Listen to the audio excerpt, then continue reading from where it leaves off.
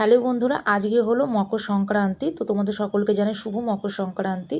আর মকর সংক্রান্তি পার হয়ে গেছে, তারপরে ভিডিওটা তোমাদের সঙ্গে আমি শেয়ার করছি।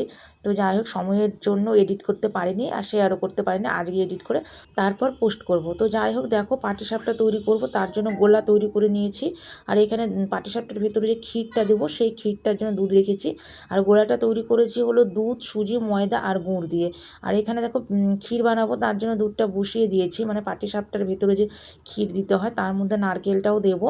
আর এখানে এই যে গোলাটা কিছুক্ষণ আমি ঢেকে রেখেছি, একটু ঢেকে রাখলে না বেশ ভালো হয়। আর এদিকে দুধটা দেখো একদম শুকিয়ে অল্প একটু হয়ে গেছে, এর মধ্যে নারকেলটা আমি দিয়ে দিলাম আর একটু হালকা মিষ্টি দিয়েছি। দিয়ে সবটা মিলে বেশ ভালো করে এই যে নাড়াচাড়া করে শুকিয়ে একদম সুন্দর করে মানে পাটিসাপটার ভেতরে যে পুরটা দিতে হয় দুধের ক্ষীর, সেটা আমার তৈরি হয়ে গেল।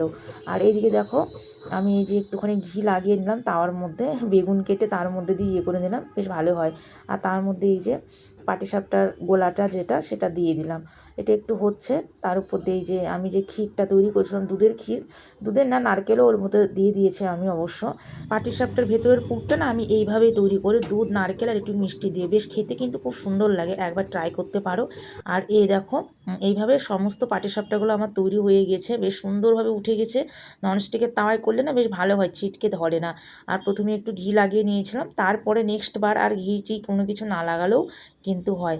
তো দেখো সব পাটিসাপটাগুলো সুন্দরভাবে তৈরি করে নিয়েছে, আর খেতেও কিন্তু খুব সুন্দর হয়েছিল। তো যাই হোক, অন্যান্য আর কোনো ধরনের পিঠে আমি তৈরি করিনি, শুধু এই পাটিসাপটাটাই তৈরি করেছি।